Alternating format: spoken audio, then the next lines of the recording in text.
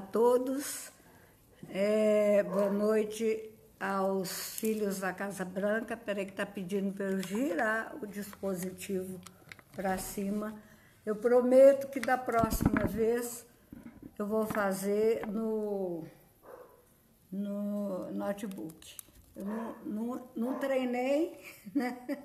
Então, mas eu queria cumprimentar, dar o meu saravá aos filhos da Casa Branca, dar o meu saravá a todos os umbandistas que nos assistem e dar um saravá, boa noite a todos aqueles amigos fiéis de Umbanda que estão nesse momento ligados a nós, né? Esse aqui é o nosso congazinho, que os filhos da casa já conhecem, o nosso congá improvisado, né? Mas com muita força, porque devido à pandemia nós tivemos que reduzir, né? Tivemos que nos adaptar e vamos ter que nos inventar, né? Nos inventar, reinventar. Em primeiro lugar, eu queria falar com todos que eu quero ter como se fosse uma conversa. Uma conversa não é uma leitura formal, né? Uma leitura em que nós temos que ter um cuidado muito grande com os erros de português, né? Marise, assistindo. Olá, Marise, tudo bem? Deus abençoe aos meus filhos, Deus abençoe aos meus cambonos. Mas uma conversa, a gente fala mais num sentido informal, né? Então, quando se pede um copo d'água, se eu fosse escrever, né? Por favor, dê-me um copo d'água. Se eu falo assim, olha, me dá um copo d'água, por favor, né? Então, eu quero falar nesse estilo muito de mineirês, né? Porque eu sou mineira de Belo Horizonte, mas eu moro aqui em Lagoa Santa já há 30 anos, aliás, há 20 anos, né?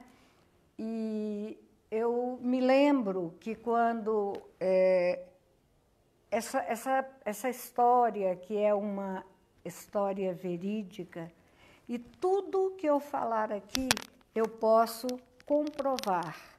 Eu não vou falar nada da minha cabeça, eu não vou criar nada, eu vou falar aquilo que tem comprovação, né? Então, eu peço que meus irmãos babalorixás e alorixás, dirigentes de terreiro, aqueles que eu gosto muito, do Rio, São Paulo, Amazonas, enfim, desse Brasil que tem várias umbandas, né? Mas que tem um ponto em comum, a história da Umbanda. Aqueles que não conhecem a Umbanda têm uma impressão muito ruim da Umbanda, né? Que a Umbanda é aquela coisa que faz macumba, a Umbanda é aquela coisa que faz maldade. Eu, há pouco tempo, agora, há poucos dias, coloquei um texto, aliás, um texto não, uma gravação no YouTube, e eu recebi uma pergunta assim, a Umbanda arruma namorado? Aí nós costumamos aqui no terreiro falar o seguinte, a Umbanda não é agência de matrimônio, então ela não arruma namorado. A Umbanda não é agência de emprego, Não adianta você levantar a carteirinha para ter o emprego, que não vai ter, não. Se você quiser ter um emprego, tem que correr atrás. Ainda mais hoje, que está tão difícil. Nós temos que rezar? Temos, né? Para que aquilo que nós chamamos de coincidência aconteça. A Umbanda,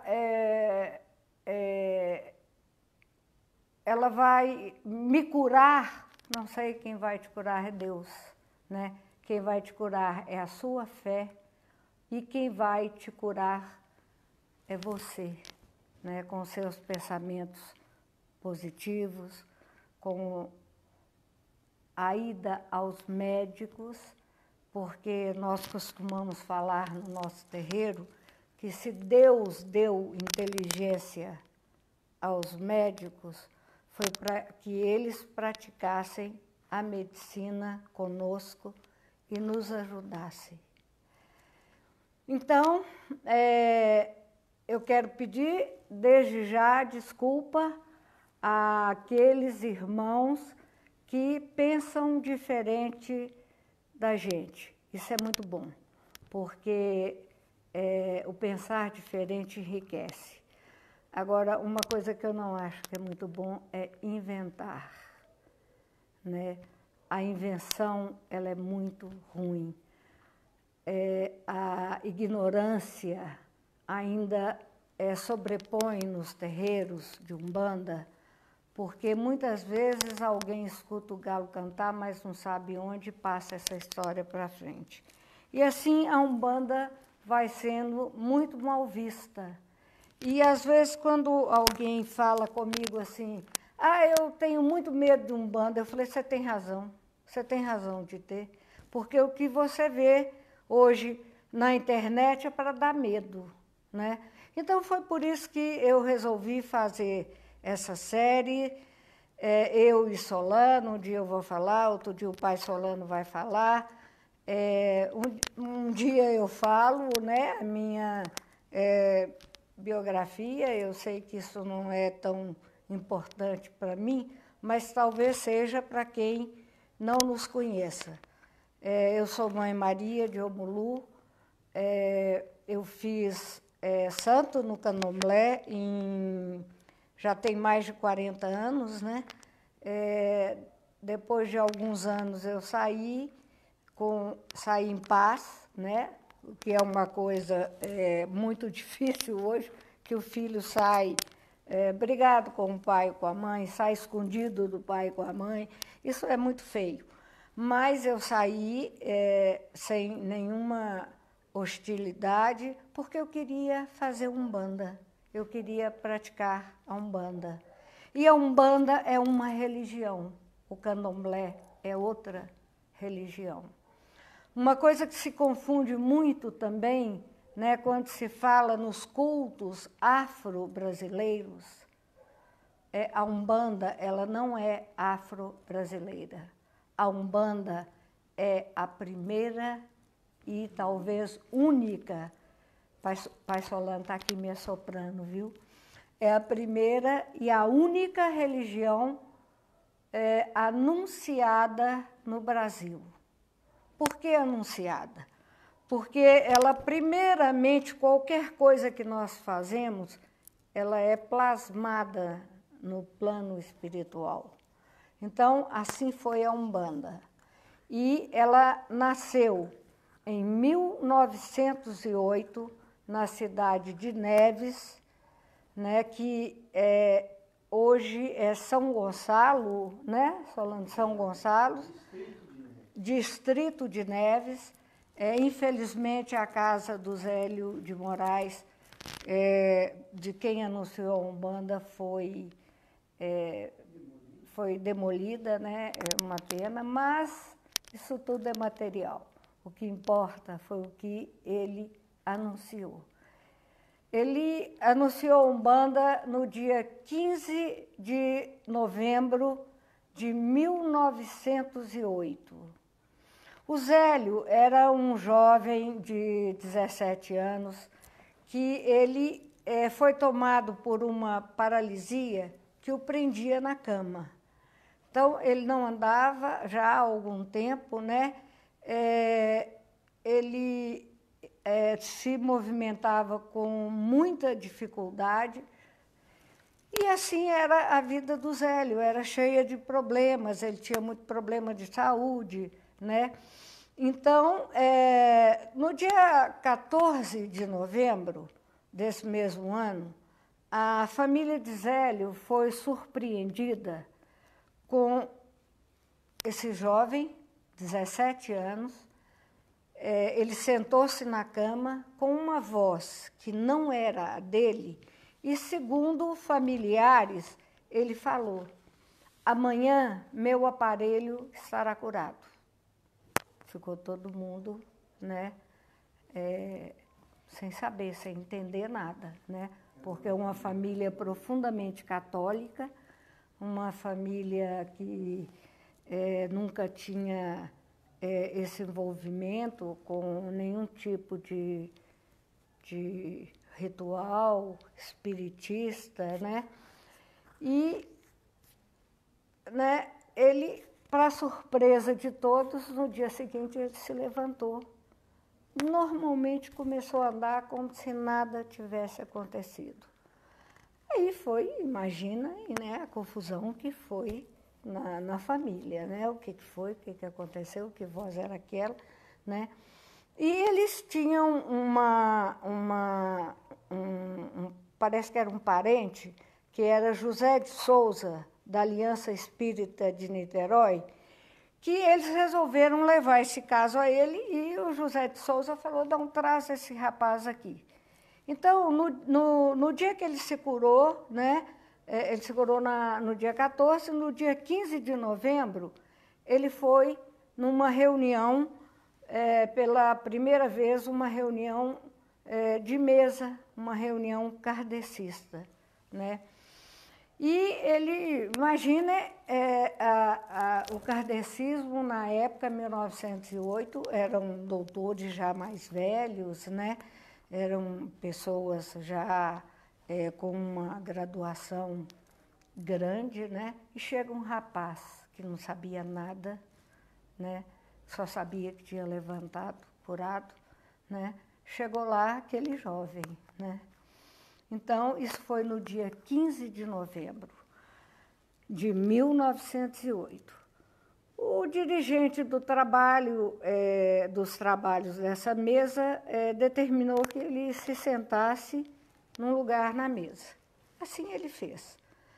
Quando o presidente dos trabalhos mediúnicos foi dar início à reunião, o Zélio, o menino Zélio, de 17 anos, foi tomado por uma força muito grande, uma força que ele não conhecia, o que ele depois falou que ele não conhecia, e contrariando todas as normas, como até hoje se contraria, né? Porque numa sessão kardecista você chega na mesa, senta e pronto, você só levanta quando acaba a reunião. Ele chegou e, segundo, ele foi tomado por essa força, né? E levantou e falou o seguinte: aqui está faltando uma rosa. Aí saiu, foi lá, tinha uma rosa branca, ele pegou essa rosa, voltou trazendo essa rosa branca, depositou essa rosa no centro da mesa, e depois daquele, né, mal-estar que causou, ele foi restabelecida a corrente, né, e eles começaram a reunião, né? Quem conhece uma reunião kardecista sabe que é uma reunião muito calma, muito serena, né? Nesse momento, começaram a chegar espíritos que se diziam negros, escravos, índios, caboclos, e começou a chegar nos médiuns que estavam na mesa, né? Então, aquela balbúrdia, chegando caboclo, chegando preto velho, chegando negros, né, que se diziam escravos. Então, esses espíritos foram se convidados a retirar. Como até hoje, muitos centros kardecistas têm um grande preconceito contra o preto velho, o caboclo, as entidades de Umbanda. Gente, eu sei que isso vai dar um pano para manga, mas em 2008, eu estava pronta para responder, eu continuo pronta, né? Então, eu sei que isso vai dar confusão. Por quê? Existe esse preconceito até hoje. Eu, ano passado, reivindiquei a palavra de um presidente de uma federação espírita numa desculpa, que ele pedisse desculpa pelo preconceito que ele tinha pelos pretos velhos de Umbanda. Então, começaram a chegar, esses espíritos foram convidados, eu acredito que não gentilmente, né, a se retirar da mesa, por causa que não era uma mesa para pretos velhos, né? E esse presidente falou que eles eram espíritos atrasados, né? Bom, nisso a entidade incorporada em Zélio questionava com o presidente por que ele não podia trabalhar, por que eles não podiam trabalhar ali na mesa para ajudar os desencarnados. E uma médium que estava na mesa, ela perguntou ao espírito que estava incorporado no Zélio, por que o irmão fala nesses termos, pretendendo que essa mesa aceite a manifestação de espíritos que, pelo grau de cultura que tiveram quando encarnado, são claramente atrasados. E qual o seu nome, irmão? Né? Aí a entidade respondeu que era um caboclo, e que para ele não fazia diferença de nome. Mas, se quisessem, poderiam chamá-lo de Caboclo das Sete Encruzilhadas. E ainda ele completou, né? Me chamem de Caboclo das Sete Encruzilhadas, porque para mim não haverá caminhos fechados. O que é uma encruzilhada? É quando a gente fala assim, eu estou numa encruzilhada, eu não sei se eu faço isso ou faço aquilo. Então, ele estava com as 7 encruzilhadas. E falava, vamos colocar aqui uma coisa, não é o Exu das 7 encruzilhadas. Mais para frente nós vamos falar sobre o Exu. Mas era o caboclo das 7 encruzilhadas. E o caboclo acrescentou, se julgam atrasados esses espíritos dos pretos, índios, caboclos, devo dizer que amanhã estarei em casa do meu aparelho para dar início a um culto onde esses negros, esses índios, poderão dar a sua mensagem e assim cumprir a sua missão que o plano espiritual lhes confiou. Eu quero lembrar que alguns babalorixás e alorixás que estão me assistindo vão falar assim, isso aqui estava na internet. Estava. Quem lançou isso na internet fui eu, Mãe Maria de Omulu, em 1992. E aí eu fui achincalhada de todas as maneiras que vocês quiserem pensar. Fui chamada de mentirosa, de embusteira, e eu só tinha uma resposta, como eu tenho aqueles que estão achando que eu copiei da internet. Isso aqui foi eu e meu marido que escrevemos. E nós temos provas disso, provas escritas, provas gravadas na voz do Zélio Fernandino de Moraes. E depois eu vou contar para vocês uma história verídica, toda a história minha vai ser verídica, de como eu recebi esse acervo. Como? E como eu agradeço a essa pessoa que chama Lília Ribeiro, que me passou, que me confiou todo esse acervo. Mas, voltando, né? Então, o Zélio falou que ia cumprir a missão espiritual que o plano espiritual lhe confiou. E ele deixou muito claro, ele falou assim, o Caboclo das Sete Encruzilhadas, será uma religião que falará aos humildes, simbolizando a igualdade que deve existir entre todos os irmãos encarnados e desencarnados. Eu vou repetir isso aqui, que está muito, muito em dia isso, né? Será uma religião, aquilo que nos liga a Deus, o religar a Deus, que falará aos humildes, que falará àqueles que não podem ir, muitas vezes, numa sessão kardecista, porque sentem vergonha, porque falam errado. Então, essa religião vinha assistir esses humildes, que simbolizava a igualdade que deve existir entre todos os irmãos, encarnados e desencarnados. E eu agora me lembro de uma frase que o Papa essa semana falou, que a pandemia serviu para nos mostrar uma coisa: somos todos iguais e pequenos, como nós somos frágeis, né?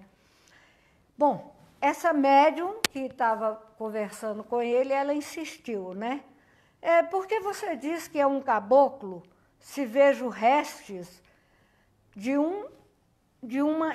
se vejo restos e uma veste sacerdotal em você? Aí o Caboclo das Sete Encruzilhadas respondeu, né? Fui padre e hoje meu nome...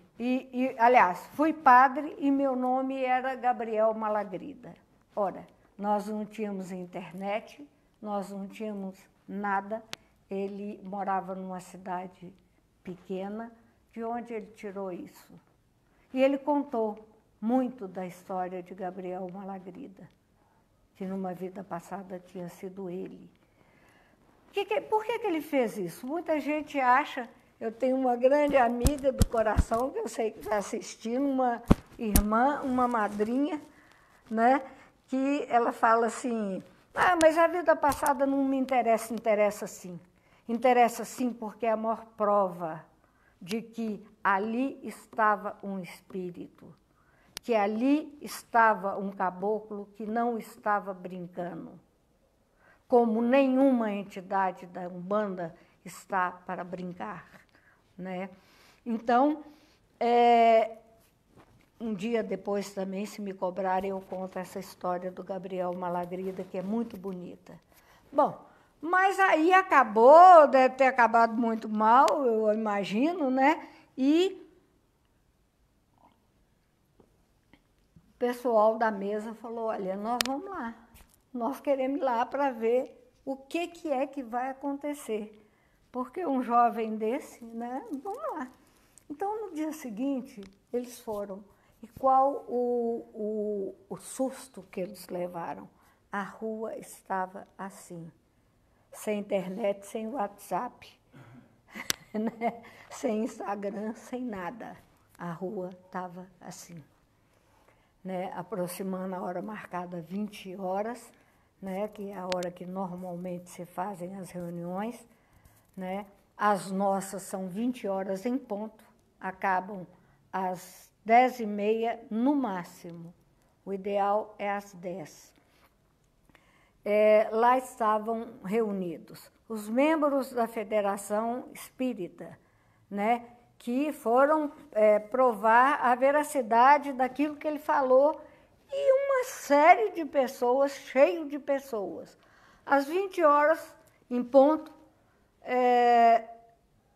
o Zélio sentou-se à mesa e houve a manifestação do caboclo das 7 encruzilhadas.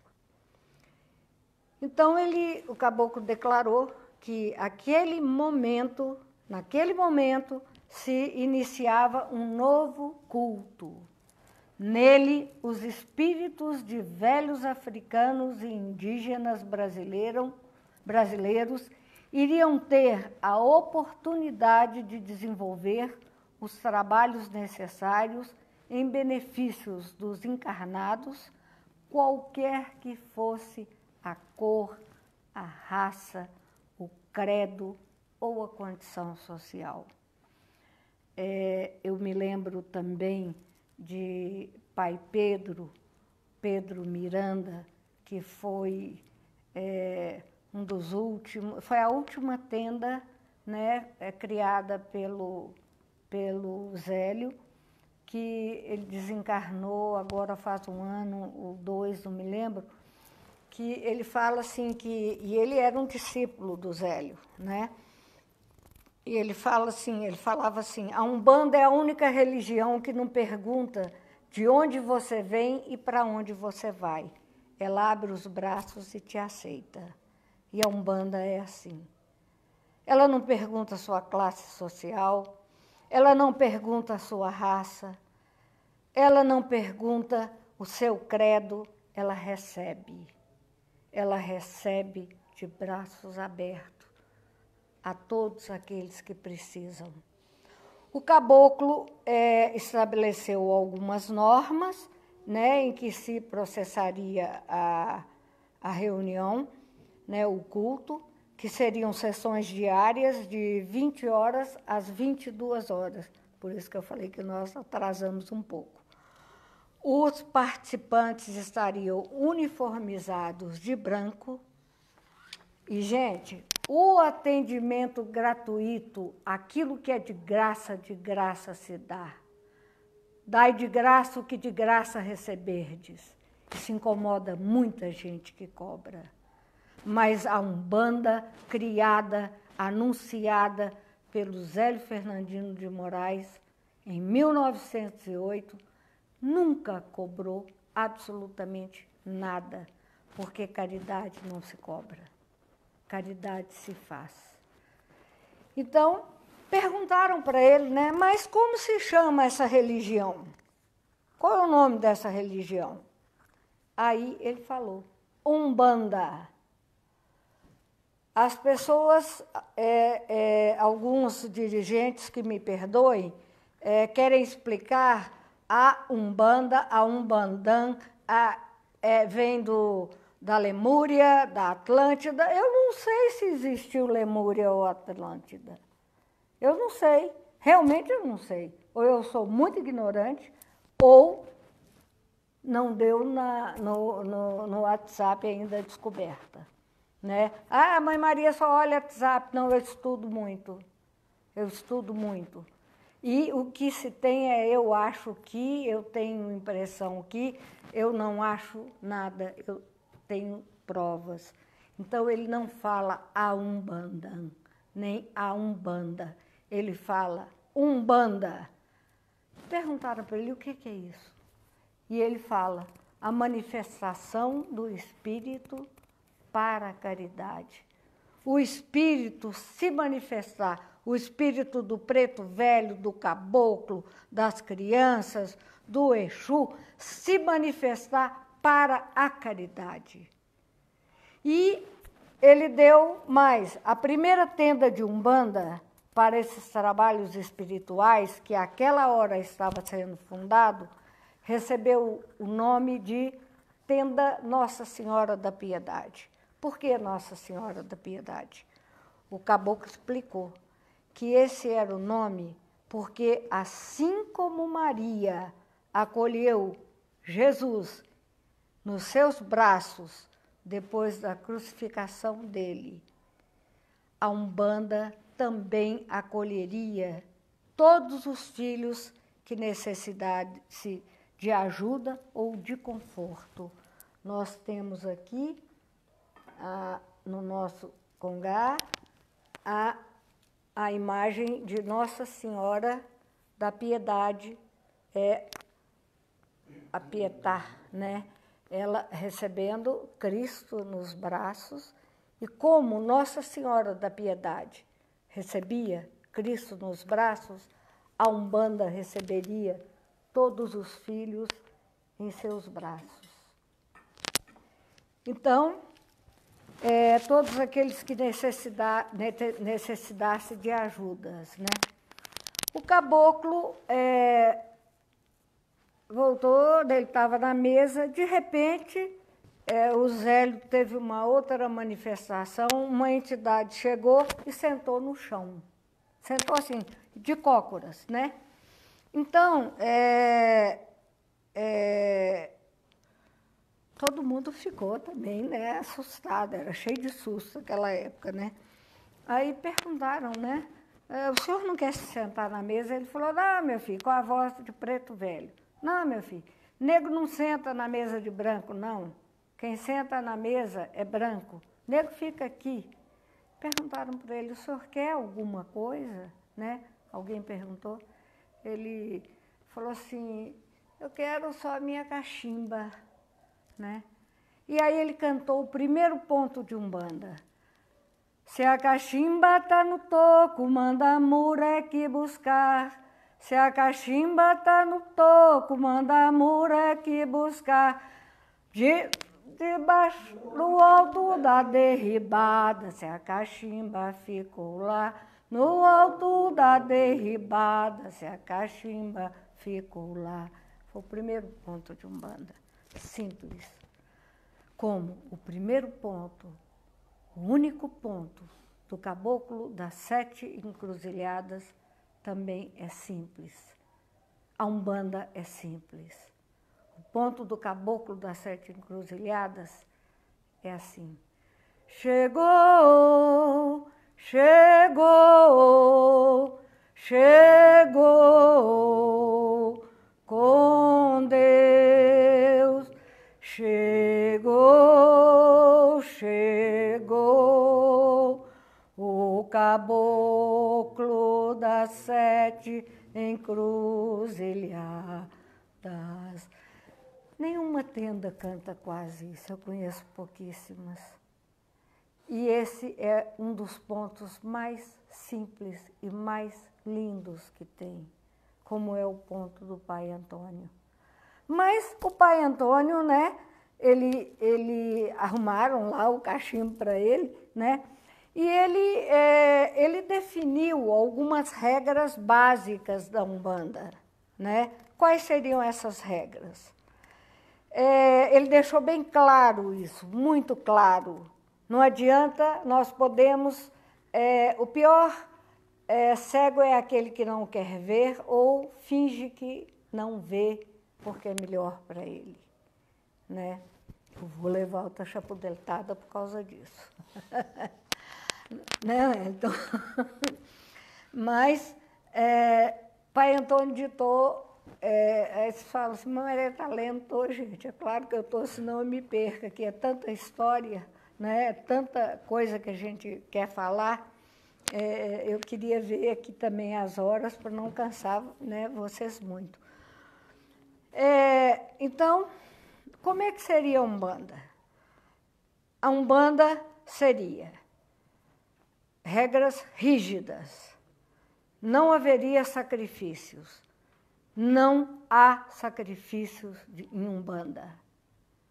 E olha que eu estou falando sacrifício, porque o que a gente vê hoje é matança dentro da Umbanda. Porque sacrifício ainda se justifica. Tinha no Antigo Testamento, tem no Candomblé, mas é sacrifício. É com muito fundamento.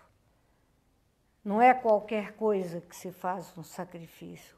Agora, a Umbanda não teria sacrifício, sangue, de maneira nenhuma. Não haveria cobrança pelos atendimentos, muito menos pelos trabalhos, porque tem dirigentes que dizem assim, eu não cobro nada, a minha Umbanda é de graça, mas a lista é desse tamanho. Então, cada um com a sua consciência. Quando eu falar assim, é porque eu não quero falar de ninguém. Não se usaria atabaques. Ah, mas Mãe Maria usa. Uso. Às vezes, em festas, eu uso o atabaque. Mas em reuniões normais, eu não uso o atabaque, nem eu, nem Pai Solano. Por quê? Primeiro que incomoda vizinho. O vizinho não é obrigado a ficar com aquilo no ouvido. Segundo que o atabaque ele leva a um animismo. A dança é uma coisa muito bonita, mas ela vai te envolvendo, te envolvendo. No final, não tem entidade, você está fazendo um animismo, né? Todos deviam vestir brancos. Por quê? A cor uniformizada. E, de preferência, um branco bem baratinho. Porque se é para servir a todos, de todas as classes sociais, nos terreiros de Umbanda não seria um desfile de modas. Então, e nem ostentação, e nem aguçar vaidade de ninguém. Então, o branco e estar com os pés no chão. Mãe Maria, pé no chão no inverno, em Minas Gerais, uai. Aqui é muito grande, é muito forte. Não, gente, a gente tem que ter bom senso, né?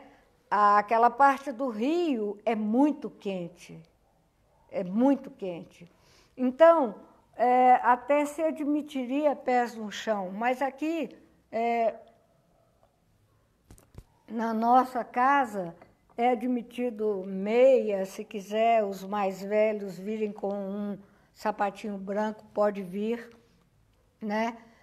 Mas esse estar no chão, o pé estar no chão, é a demonstração da falta de vaidade que a Umbanda deveria ter. Então, a Umbanda, se a gente olhar, ela é muito simples, né?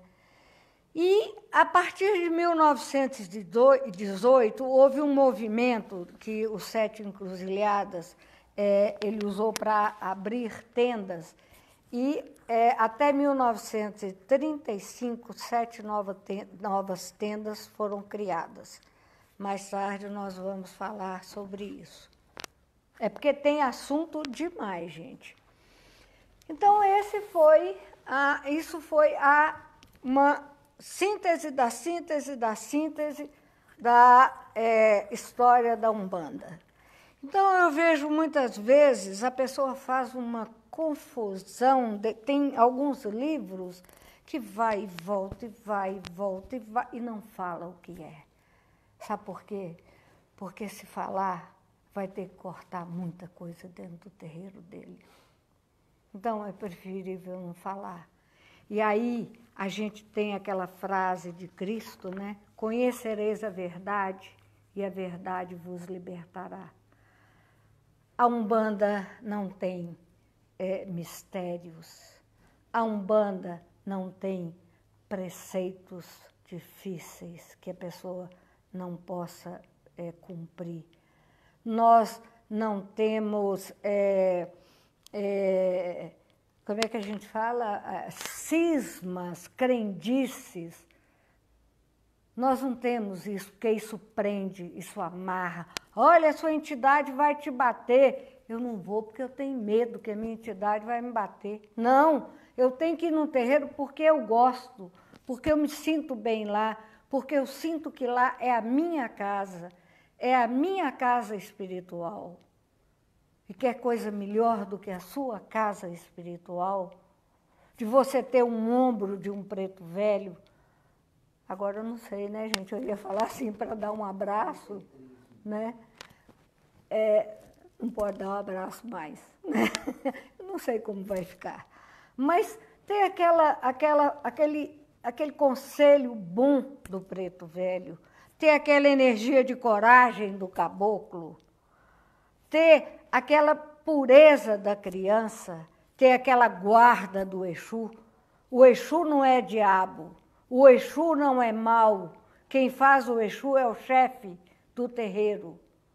Se o chefe do terreiro for um chefe sério, seguramente o Exu dele vai ser sério e não vai permitir que se faça maldade. Embora exista o mal, mas a Umbanda não faz maldade. Então, nós vamos ficar só com esse pedacinho. Eu vou só falar uma coisa assim que eu achei muito interessante, porque uma vez nós fomos conversar com o presidente da Federação Umbandista aqui de Minas Gerais. A nossa casa é aqui em Lagoa Santa.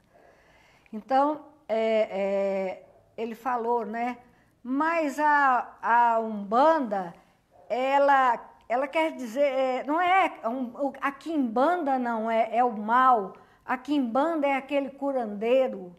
Aí nós fomos no dicionário, né? Então, nós observamos o seguinte, que na gramática do quibungo, que é a língua natal, né, daqueles primeiros negros que chegaram ao Brasil, o professor José Luiz Quintão, na página 107, na gramática de quibungo, quem quiser pesquisar, Umbanda, a arte de curar. Quimbanda é o curandeiro que tem a arte de curar. Tanto que tem um ponto do Pai Antônio que fala assim, eu vou cantar um pedacinho só. Dá licença, Pai Antônio, eu não vim te visitar, eu estou muito doente, Pai Antônio vai curar. Coitado do Pai Antônio, preto velho rezador, foi parar na detenção, ai, por não ter um defensor. Pai Antônio é quimbanda, é curador. Pai Antônio é quimbanda, é curador. Depois a gente canta esse ponto, porque eu não quero estender muito, né? Então, é uma prova. Ele nos deu essa chave, querendo nos corrigir, ele nos deu essa grande chave. Então, nós vamos ficar hoje até essa parte do quimbanda, que é o curandeiro. Vamos tirar essa ideia de que quimbanda é aquele que faz mal e que muita gente não sabe nem falar, né? Fala, eu vou para a esquimbanda, né? Não existe esquimbanda, não existe. Se ele vai para a quimbanda, ele vai para uma reunião de cura. Aí ele está indo para a quimbanda. Então, nós precisamos de tirar da nossa ideia, dos nossos conceitos, né, dos nossos pré-conceitos, aquilo que eu já tenho um conceito antes de eu conhecer, o que é a Umbanda? Então, nós começamos essa série hoje. Eu estou à disposição daquele que quiser fazer perguntas. Meu e-mail é Mãe Maris, com S, Maris, M-A-S, M-A-R-S. Não, peraí, gente, apaga tudo. Mãe Maris, tudo junto, sem o tio. Maris é M-A-R-I-S de sou, tá? Sou Mãe Maris, sem o tio, @outlook.com. Se quiserem procurar também, procurem por Casa Branca de Oxalá, mas coloca Oxalá, porque senão vai sair lá na Casa Branca do Trump. Então, coloca Oxalá. Casa Branca de Oxalá, que vocês vão ter os dados. Eu estou pronta a responder perguntas e, se eu puder esclarecer alguma coisa, se eu não souber, vocês podem ficar tranquilos. Eu gosto muito da palavra não sei. Eu não sei. Eu não sou obrigada a saber tudo. Aquele que acha que sabe tudo não sabe nada. Então, o que eu não souber, eu vou falar que não sei. O que eu souber, eu mostro provas. Porque eu acho que a gente tem que ser assim, transparente. E transparente vão ser nossos encontros. a princípio, uma vez por semana. Se vocês estiverem cansando, a gente passa para 15 em 15 dias. Eu queria agradecer, né? Agradecer ao Pai Solano, agradecer ao nosso irmão Wellington, meu filho, que a fé desse menino, esse menino tem quantos anos, Wellington? 64. Esse menino tem 64 anos, eu tenho 67. É tão grande que ele ontem perdeu a mãe e ele está aqui conosco hoje, nos dando força, e que já fizemos a prece da mãe dele, Dona Zilda, que ela possa seguir esse caminho de luz que ela teve na Terra, né? E pedir por todos aqueles que estão partindo de uma forma muito triste, né, pelo coronavírus, que as famílias possam ser consoladas pelo grande Consolador que é Jesus Cristo, aquele que foi o maior Consolador de todos os tempos. Há 2000 anos ninguém mudou a palavra de Cristo. E eu deixo o meu saravá para meus filhos, o Oxalá que abençoe a meus filhos, Oxalá que abençoe a todos os filhos de Umbanda, e Oxalá que abençoe os nossos amigos, nossos fiéis, nossos companheiros, e vamos aos nossos dirigentes de terreiro, que Oxalá nos abençoe e que nós, de várias vertentes, possamos fazer uma Umbanda só, né?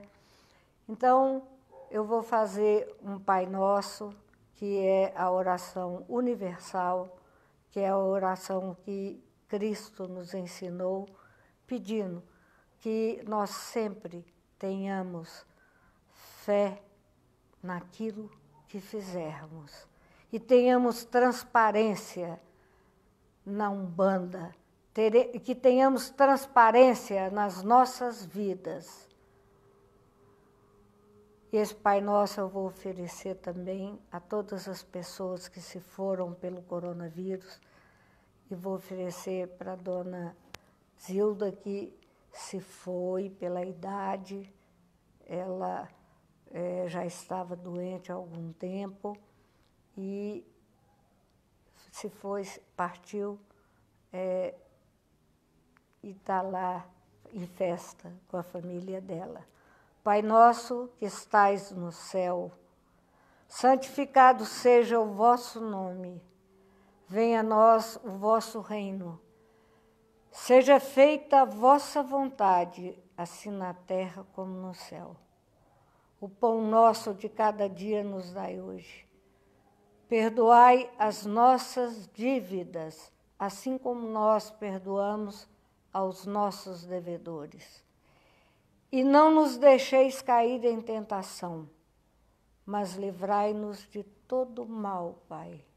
Assim seja. Eu vou encerrar sempre com esse ponto assim.